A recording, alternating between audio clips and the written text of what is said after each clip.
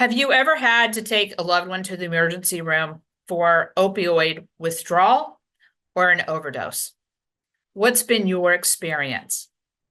Join us for an illuminating conversation with a pioneer in the emergency room field and the healthcare field and the poison field and community treatment for opioids. Dr. Rais Vohra. He's inspiring. He's an emergency room physician. He's a public health officer in Fresno County, California.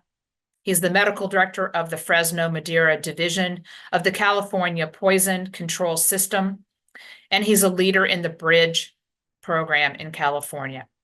He's an amazing man, and this is worth a listen to if you want a window into emergency medicine and the healthcare system.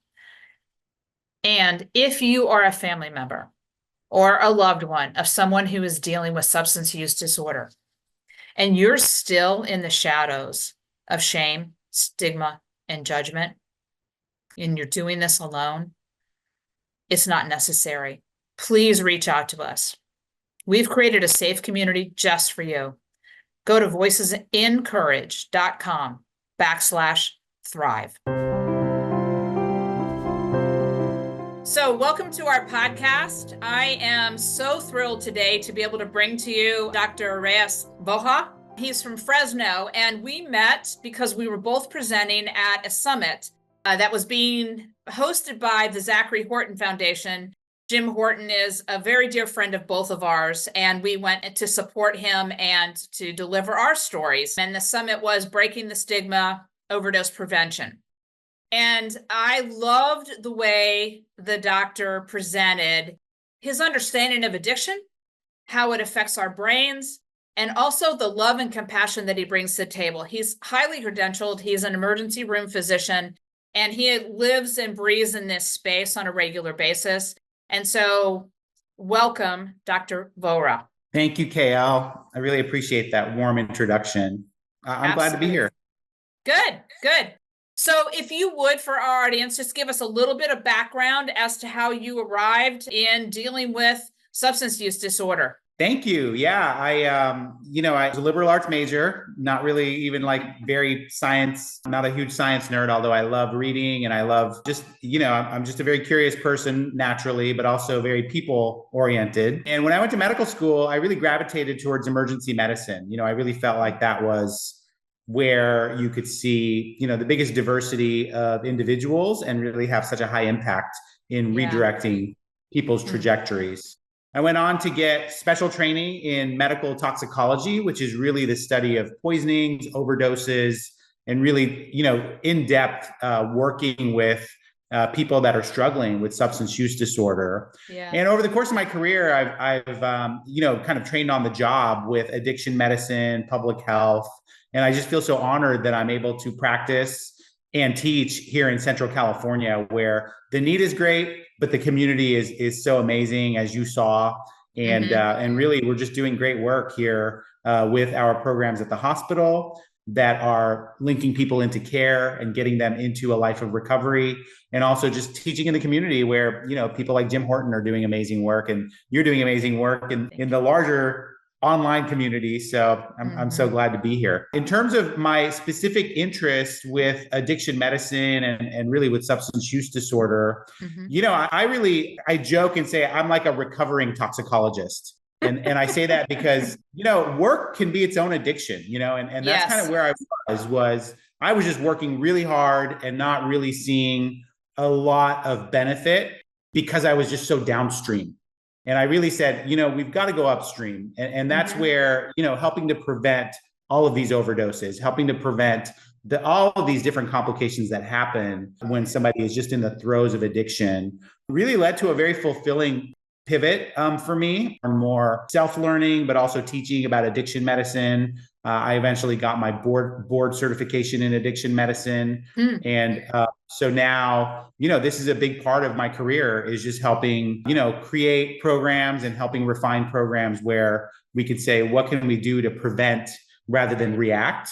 And I think that hopefully that's part of a larger dialogue that we're having as a society. Absolutely. And so one of the things that I completely appreciated about how you came at this was, number one, you brought empathy and compassion first. super powerful. And that the way that you described how the brain gets hijacked, Yeah, would you speak to that a little bit? definitely. I have, whole PowerPoints and lectures and stuff that I give, but when I break it down to my ER doctors are amazing individuals.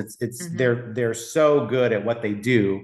And what I do is I describe a case where a person comes in with a seizure disorder. And I say, here's a person with a seizure disorder. They're having active seizures. And then the case is a fictional case, but I basically just describe a scenario, not in real life, but just a scenario where a person who's actively seizing does not get the care that they need. They basically get brushed off, they get kind of ignored, minimized, they get referred out.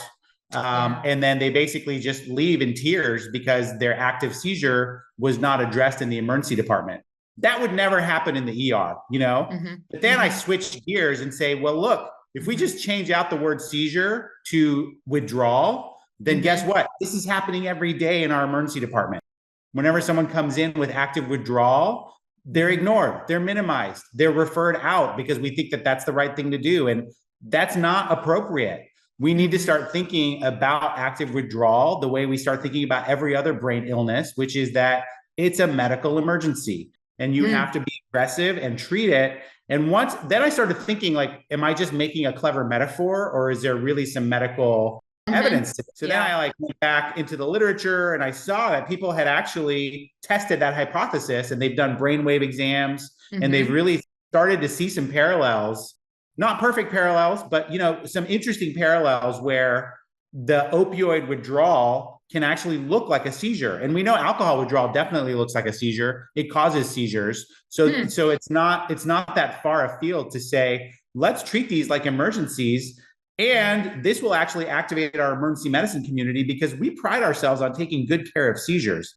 And I say, well, you know what? We should pride ourselves on taking good care of this other medical emergency called opioid withdrawal, which is just like seizures. So that's where I really came up with this concept of once you start looking at opioid use disorder as a seizure disorder, that really changes our whole approach to what we offer, because people with epilepsy, they have a lifelong condition, but we never ask, is this going to be forever? Do they have to take medications for a long time? Are we going to judge them? Are we going to take them off of medications if they basically stop taking them? We don't have all of these crazy conversations around epilepsy. We just medicate the person, we treat them, and we treat them with compassion even when they screw up. And I think that that's the kind of conversation we need to be having with opioid use disorder, is to say, let's start the medication that we know works so well for so many people. And then let's support them. If they do fall off or if they do get diverted, then let's give them extra support, not kick them out of the program.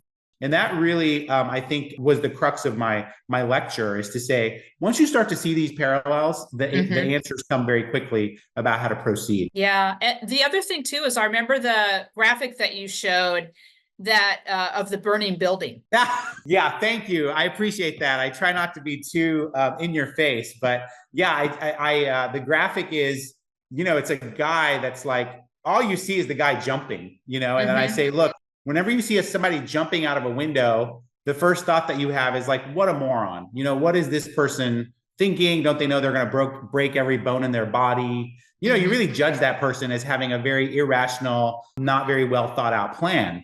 And then the next kind of slide is you zoom out and you see that the person's jumping out of a burning building. And you say, oh, well, now you're probably not going to judge that person so harshly. You realize why they jumped out of that burning building. Right. It might seem like an irrational choice to you, but that's the most rational choice to that person. And that's really how we have to think about the judgment and really some of the stigma that is affiliated with substance use disorder. Is people are making poor choices that seem rational to them because they don't have any better choices. We don't give them better choices to make. We force them to go out to the street to use drugs because they're not able to get into recovery programs for their withdrawal. We force them to use dirty needles. We force them to risk all kinds of different things. And they know the risks. It's not an education issue.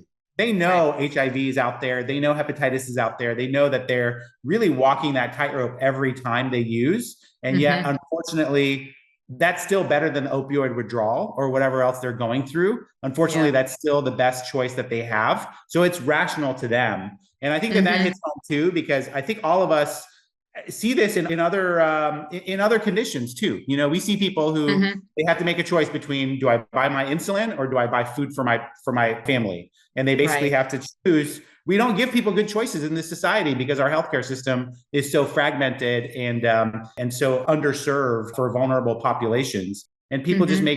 have to make really hard choices all the time. And this is just Yeah. another hard choice that people are forced to make. Yeah. Wow. So there's a number of things that are going through my head, but one of them is the notion that drugs are a solution to the addict. We think it's the problem. So it's the trauma piece that is actually the root cause, which is the Yes. upstream.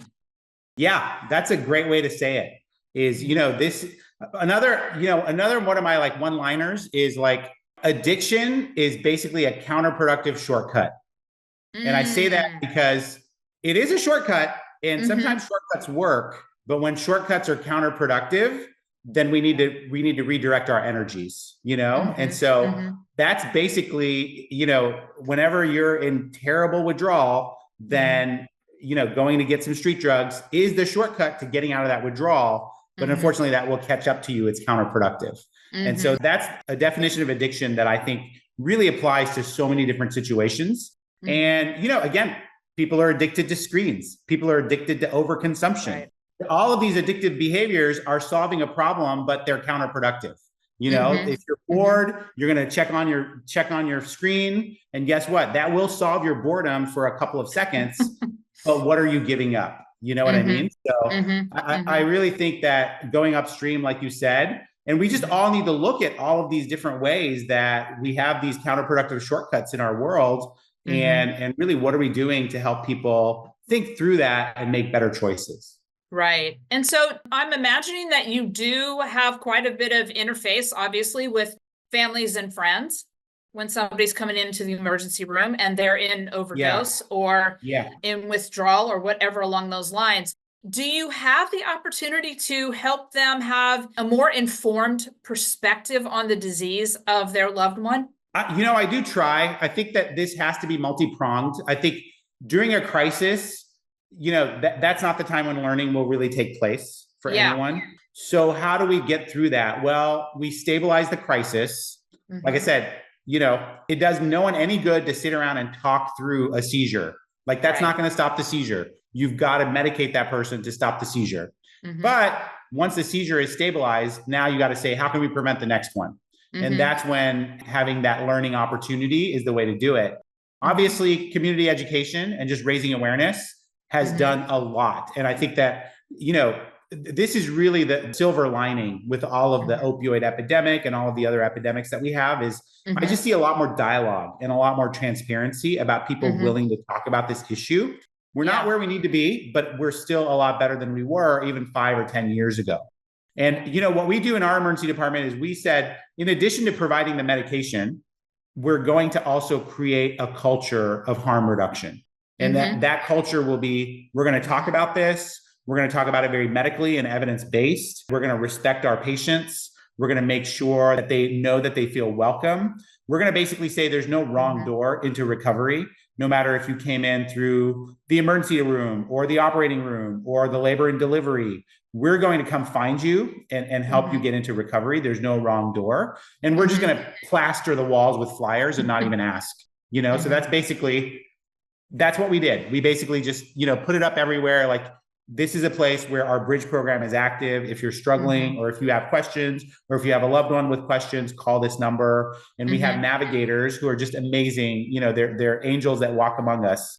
But these Mm-hmm. substance use navigators that we have, and in California, they're in almost every hospital now, which is amazing. That's the statewide Oh, California wow. Bridge Program. Yeah. The California Bridge Program has basically populated the majority of California emergency departments with substance Yeah. use navigators who Yeah. can basically link the patient to care. So that's not just a flyer, that's not just a website, that's an Mm-hmm. actual human being that's going to Yeah. sit and talk with you, do an intake, do a quick intervention if they can, just Mm-hmm. counseling, and then Mm-hmm. make sure that you get into your appointment so that you don't get lost in the cracks. The other thing that I like to say is, and again, sorry if this just sounds like a lot of slogans strung together, but access to recovery has to be easier than access to street drugs. And I Yeah. like to say that over and over again because drugs are so easy to access. I work with our law enforcement and our district attorney, and they tell me just the craziest stories. Like some of these dealers are accepting Venmo, Yeah. and I'm like, how can doctors compete with that? Like we make it so hard to make an appointment. We make it so hard to actually work the system. And it's like, again, it goes back to what is the addicted mind going to do? They're going to take the short, easy route. And if we don't make it short and easy to get into recovery, they're not going to choose us. They're going to choose a much worse path. And so access to recovery has to be easier than access to street drugs. And that's really the guiding vision of what we try to do. And so from your perspective, how long have you been in this space? About 6 years now. Right before the COVID pandemic, we started the very first we call it the Bridge program here in Central California. And we were basically, one of very few all across the state.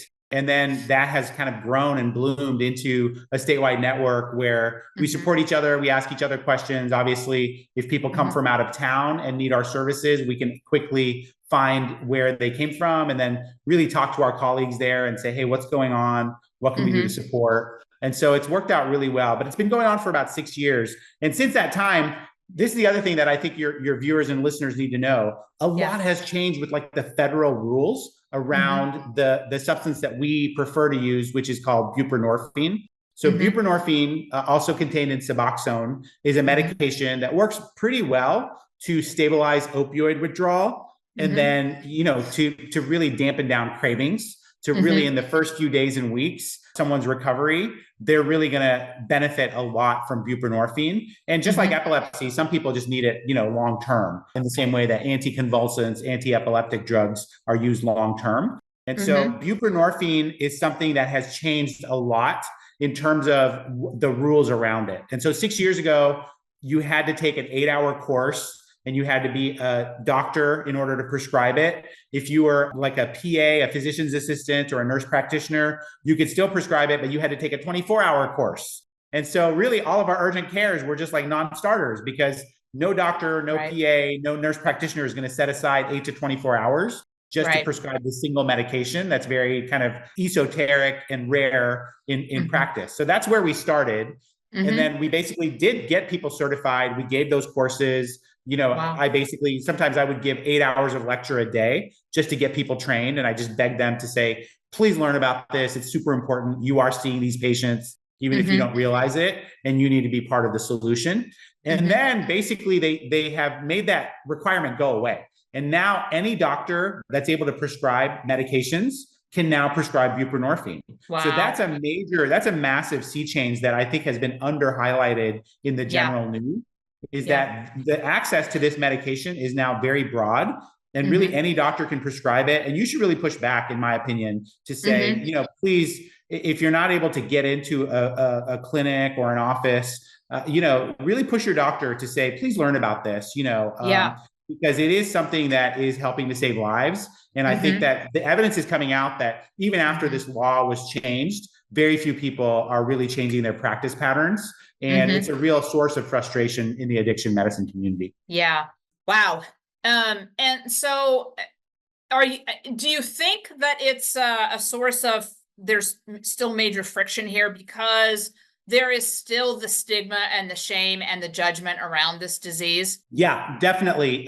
People describe double stigma, maybe even triple stigma. Double stigma, there's the stigma of being in the throes of substance use disorder. Yeah. Then whenever you make a recovery, there's a stigma of even disclosing that you're in recovery. So you like never, in medicine, like you never find out unless you're in a closed room with the patient that they're in recovery because it's just so stigmatized in general. And then there's a third stigma of being a physician who actually steps up and says, hey, I'm interested in this space. And even though it doesn't really get as much support as it needs to at the level of healthcare, then like the recovery community, that, the clinicians, the nurses, the staff, the navigators, like we still have to kind of fight in order to just get time protected to do this work. So there's multiple layers of stigma here. that are operating. And that brings me to my next one-liner is basically, this is about control. People just, they don't like to change. They're set in their ways, and that's human nature. And I get, I coach other clinicians, and sometimes they'll call me and they'll be like, I'm all in, I really want to help treat this patient. I have a real problem patient.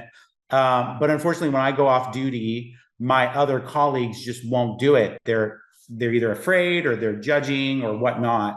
And basically, you up and down the state of California, probably all over the US, is, you have that champion who wants to do the right thing. Right. And yet the pharmacy down the street or the hospital administration or their own colleagues, whoever it is, are just not on board. And so in addition to the clinical challenge, which is already challenging, you have this other administrative challenge. And I said, this is what took me the very hard way to learn. Or you can treat people who are addicted to drugs. You have to treat people who are addicted to control. Wow. Okay. Wow, that's good. In medicine, there's a lot of control addicts. Okay. And that's good. In general, it keeps people safe. We have to be very obsessive compulsive about what we do. However, whenever the evidence is mounting so quickly that this is a practice pattern that needs to change, and yet people are resistant to it, then you have to say, like, again, your shortcut is to not change, and that's a counterproductive shortcut. You know what I mean? Like, you don't even want to take a meeting with us, right? So this is going back to, you're addicted to control. And, you hear this at all levels of medicine. And even outside of medicine, and in many other administrative, at public health and law enforcement and the justice system. We're just, as a society, because we're addicted to control, we can't help people who are addicted to drugs. And I don't know exactly how to change that or what it's going to take, but I think just being aware of it kind of helps a little bit. Just being aware that that's out there, and that it's not you, that basically the system is designed to really stigmatize people that are trying to get into recovery, can really help all of us just say, look, what can we do differently? Like, we want to be safe. We want to respect each other. We obviously want the right thing to be done medically. But at the same time, if our practice pattern doesn't reflect the best evidence, then what can we do to change that? Yeah. So that's kind of where I come from. And I think that does help, because people are like, oh yeah, that's right. Now I need to just, instead of going straight to treating my patient, which is what I want to do, which is what I thought I was trained to do. Now I have to go have a meeting with the pharmacy department. Now I have to go have a meeting with the administration. Now I have to go have a meeting with all of these other folks so that I can activate them. And I think that's really what you're doing with your community. You're activating a community of people around the person that's affected. And whether that's family and loved ones, or people that are staffers and providers in the larger healthcare community, I think we're kind of working on the same piece from different sides to say, how can we activate accurately with awareness? And then that will obviously have a good outcome on the person that's affected. And I think that, not enough has been done in that space. So thank you for doing this program, because this is exactly what we're talking about. Well, when you said control, I think that, that's very much a cultural thing. Yeah. And those of us, who are the loved ones or friends, just us getting super clear, we cannot control this. We can't control the person we love who's dealing with substance use disorder, and we can't fix them. And, we're not responsible, the saying that goes along with that. But actually stepping back from that notion is just as challenging over here as it is in the medical field and the corrections field and all the fields that touch this disease. Right. Thank you. Yeah, no, I agree. It's not easy. And I think you have to be very deliberate, very reflective, and just know that there's, micro moves are the way to go. And there's a lot of trial and error. And, it's not going to be a magic bullet. It's not going to be one thing that really flips the switch and everything changes at once. It's really going to be very small steps, and just really being very deliberate about it, which takes time and energy. And I think at the end of the day, there's not enough time and energy in anyone's lives. So it can be a little frustrating. Yes, I'm totally with you on that. What I so appreciate about you is your heart around this, and that there's a clarity about this from your perspective. that very much resonates with how we come at this, and your willingness to be a voice and a champion. And I think that's what it's going to take, is from all these different sectors, voices, champions, people who are willing to speak up above the cultural story that's being told, to shatter the stigma, to shatter the shame, so that we can really get at what's going on here and take care of each other. Totally agree. I mean, I think, thank you for that really nice, warm compliment. What I would say to that is, this is my joy because I see how fulfilling this is, and like, I save lives as an ER doctor, and I rarely get thank you notes, except for whenever, these patients are so grateful. And whenever you really redirect, someone's whole trajectory with, just a single interaction with a medication and a prescription, and then 2 weeks later, they're doing great. They've really managed to start repairing their lives. They're genuinely happy. I mean, that's really, as a doctor, that is so fulfilling, So I feel like I get more than I give in some ways, because this is just such great work. And then, to be able to meet remarkable people like yourself and all of the other people that we know in common, and the folks that we work with in all of their lives. And then whenever you see someone that's kind of made that journey, and then they've come back to help others as a peer counselor, as someone who's now back in healthcare, I mean, that is more inspiring than just about anything, because that they've literally been through hell and back, and just the fact that they've kind of been able to tell that tale, and now they're able to help other people bring into, get them out, is like amazing. Let's get really dark and just say, look, addiction is modern slavery. And if you think about it as modern slavery, then getting people out of addiction is a kind of underground railroad. Some days when I'm feeling very down, I'm like, this is why this work is so hard. Right. Because this disease just traps people in a system of just vicious cycle after vicious cycle. And in order to get them out, this is really the existential challenge and opportunity in our society, because addiction has so many, it's a multi-headed demon. And if you can stand back and think about it and say, look, everyone's over consuming something, and either you're in denial or you're in recovery, and basically everyone's over consuming something. For people with substance use disorder, they're at the very, tip of the spear, because they're dealing with the deadliest form of overconsumption. But this is affecting all, aspects of society. Yes, it's pervasive. I think, in some respects, and I'm kind of saying this out loud to get your thoughts about it, is addiction appears, at least from my perspective, to be the thing that is getting our attention the most. As a culture and a society. And it pokes at all of the things that are counter to us honoring our humanity, our spirit, and who we really are, versus all the things we pretend to be. Definitely. That is so profound. I feel like we should just reflect on what you just said, because, humanity, spirit, community, these don't have adequate translations in the medical realm. I can't put that in a chart. I can't I can't put that in a diagnostic code, that there's a spiritual void in this person's life. All I can do is find some pills and medications to help solve the problem. And insofar as we've established that addiction can be seen as a brain disease, I think the medications do help, but you're getting at, even a layer deeper than that, which is the spiritual void, which is opening up all of these different opportunities for these other diseases to come in. And to me, that's really where we need to go, I think, as a culture, is to say, what is this great spiritual angst that we have, and what can be done about it? I think the first step is to talk about it and to say, who else is feeling this? How do we describe it? How do we give a name to it? And then maybe move forward.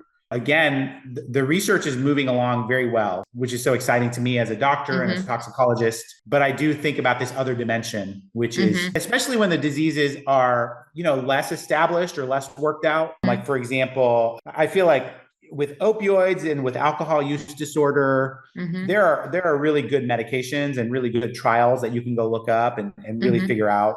Mm-hmm. this is going to work for most people, and this is Mm-hmm. really how you get people into recovery. Yeah. Methamphetamines, other, inhalants, Mm-hmm. people that are really addicted to these other substances. I Mm-hmm. don't know that we really found those medications that are going to help that person get into recovery. And so Mm-hmm. that's where, when science stops, the mystery Mm-hmm. begins. Really, the mystery there is, how do you prevent people, because that there's really not great medications for these disorders right now. There's some, and we could talk about that if you want, but it's like, I do think about, whether really restoring faith and restoring spirituality would be, Mm-hmm. a little bit more productive for us to do, especially with Central California. It's basically one of the great epicenters of Mm-hmm. methamphetamine Right. addiction. Right.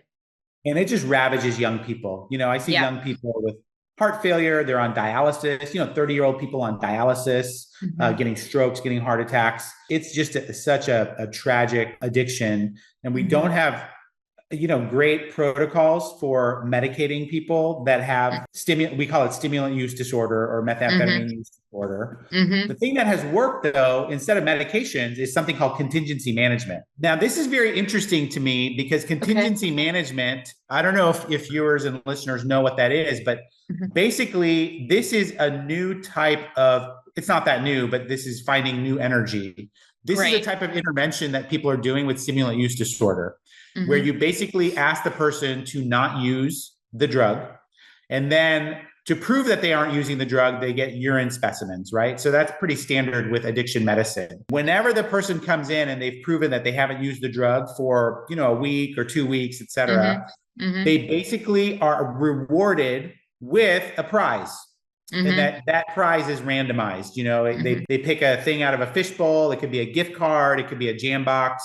It could be something big or something small. They don't really know exactly what it's going to be, but they know it's going to be something good if they're Mm-hmm. able to maintain Mm-hmm. sobriety. And if they don't Mm-hmm. maintain sobriety, then guess what?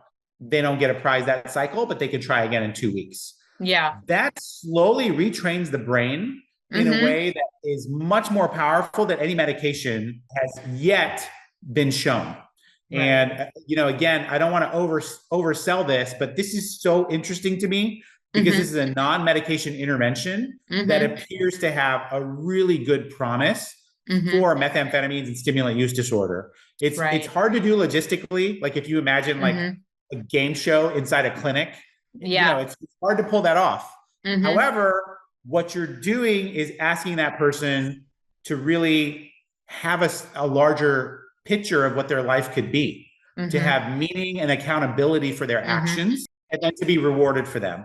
And Mm-hmm. another way to say meaning and accountability for your actions Mm-hmm. connected to reward is Yeah. really a faith practice. I mean, that's basically what all religions are, So Mm-hmm. this is going back to what you just said, which is, Mm-hmm.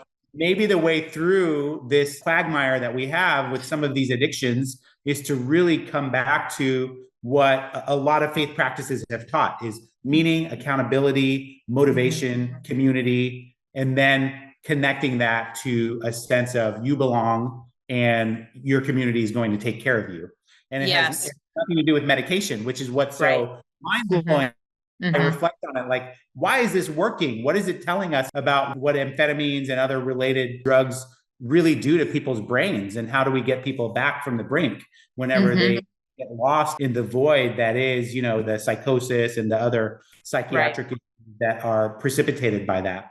So it's Yeah. very interesting to me. And I think it speaks Uh-huh. to the conversation that we need to have about what other non-pharmaceutical interventions we need to be really researching so that we can prove that they work. Absolutely. I mean, this is such a far-ranging conversation. There's a couple things that I'm thinking about is Dr. Gabor Mehta, who Yes. is arguably, Oh, yeah. Yeah. the I most love his work. world-renowned around Yeah. trauma and addiction. And Yeah. I've come to pretty strongly believe that all addictions are trauma related. That is swimming back upstream. And what Yeah. is the trauma that Yeah. was experienced in some form or fashion? The other thing I'm thinking about too is, because that's a whole conversation in of itself, but I'm also thinking about, there was a book written in the 1996 or 7 called The Paradigm Conspiracy, that was Christopher Largent and Denise Breton. but it was actually published by Hazelton. I didn't realize that until about 5 or 6 years ago, but it is the comparative contrast of cultures. And the cultures that we live in predominantly globally are power over and control of. We're back to that control thing again, versus a soul honoring culture, which is exemplified in the book by the Iroquois Confederacy born out of the 1500s. And so the comparative contrasts are mind-blowing. And I remember reading it way back then, because the power over and control paradigms that we generally are all kind of swimming in and we don't even know it, right, is, I believe, the contributing force behind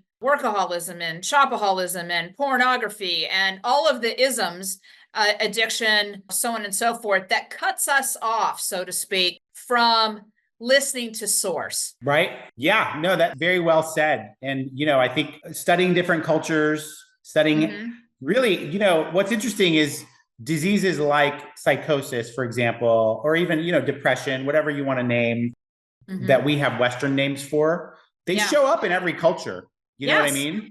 And they're treated differently in every culture. And, maybe we don't have a monopoly on how we treat folks. Obviously, there's a lot to learn from how other cultures manage whenever you have, schizophrenia, for example, or going back to the seizure example. In my seizure lecture, I share about this other book called The Spirit Catches You and You Fall Down. The Spirit Catches You and You Fall Down was written about Central California, the cities where I practice. And it's about a Hmong family. So Southeast Asian Hmong family, where the little girl has a seizure disorder, but seizures are revered and regarded much differently in that culture than they are in Western medicine, where, all you're going to do is medicate that person and kind of have that Western approach. So here's a book about the clash of cultures around epilepsy. Wow. And I basically bring that right into my lecture to say, look, if epilepsy was this controversial, this explains why addiction is this controversial, why some people just don't see it as a medical disease and other people see it. And we do this with addiction too, is, whenever you have a rock star or whenever you have someone that's a celebrity, they're either elevated or completely marginalized and depressed. We just can't treat them as a normal human being having a normal human problem. It's usually like, we just have crazy reactions to addiction. And then that just gets magnified in celebrity culture. And unfortunately, that leads to some of these other counterproductive reactions that people have about it. Right. And so one of the through lines that I'm thinking about is this disease knows no ethnicity, standard of living, cultural background. There is no safe place that you can hide. Again, I apologize for all of these crazy one-liners. I tell people the opposite of addiction is not sobriety. The opposite of addiction is connection. Yes, absolutely. And maybe I stole that. I might have stolen that from Dr. Mate, and with all apologies and credits to him. But basically, I think he would agree. Is basically, we sober people up very quickly, in our institutions, in our justice system, and guess what? The addiction is still there. The opposite of addiction to really recover is connection. And so when you say this disease thrives everywhere, this disease thrives everywhere except for when there's human connection. And I think that is, your viewers and listeners understand that more intimately than just about anyone else. But I think that you can kind of appreciate how that's very different from how we tell the story of who gets addicted and why, Yes. Well, and it is very relevant on both sides of the aisle.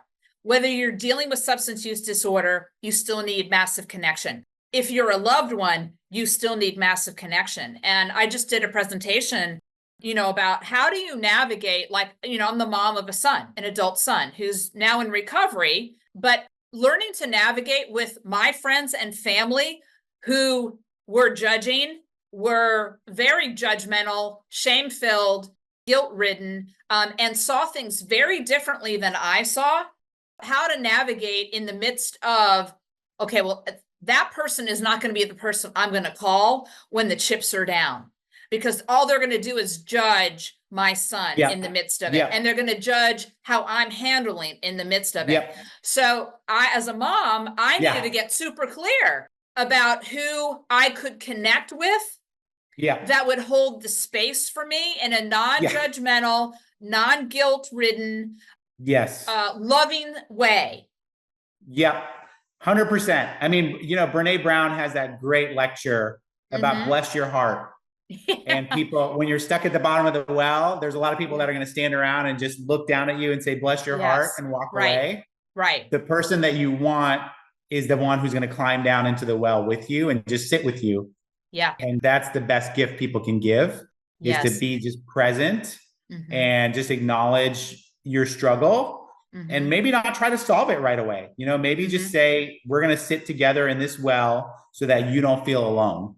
Right. And to me, that's how you heal the trauma is, whatever form of trauma people go through. I think isolation is probably a manifest element of it, is feeling like you're the only person going through it, and that that you're so alone, and really just combating that isolation as soon as possible. I mean, this panel that we did on Saturday, one of the lectures, we dedicated a whole hour series to ACEs, which is adverse childhood experiences, right.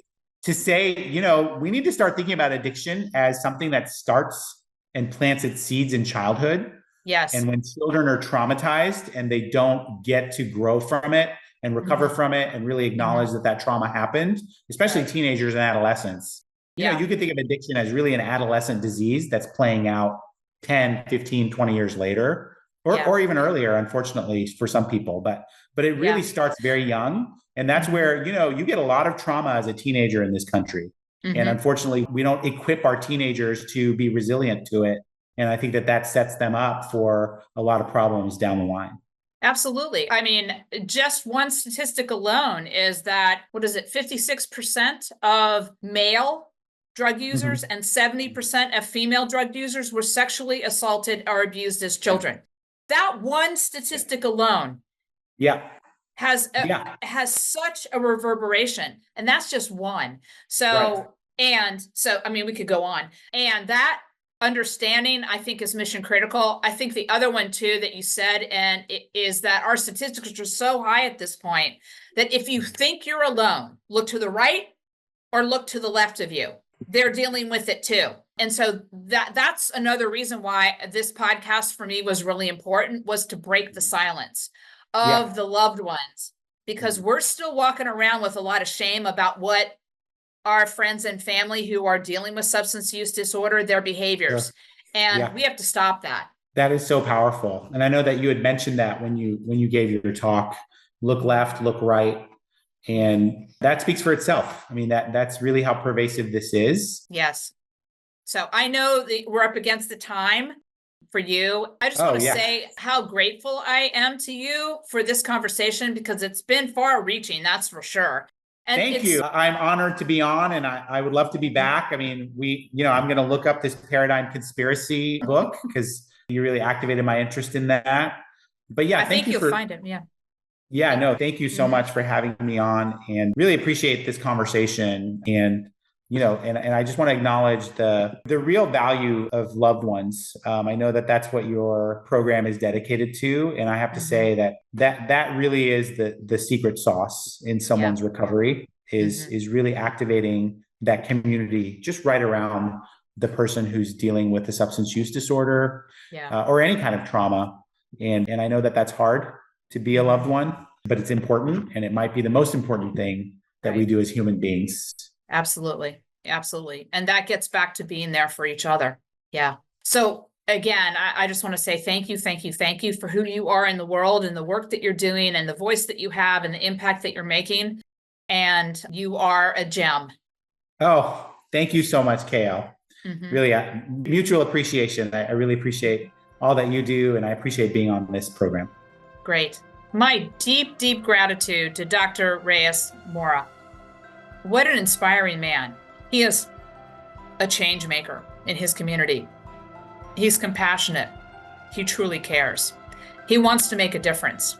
And he's always learning, always growing, always stretching, and working towards providing the highest level of service and care to those of us who are dealing with substance use disorder. So again, thank you so much for addressing the root causes, for pioneering harm reduction, and creating programs that are changing lives. If you are a loved one, a family member, a friend of someone who is dealing with substance use disorder, please come out of the shadows. You don't need to do this alone. We've created a safe community for you. Join us at voicesencourage.com/thrive.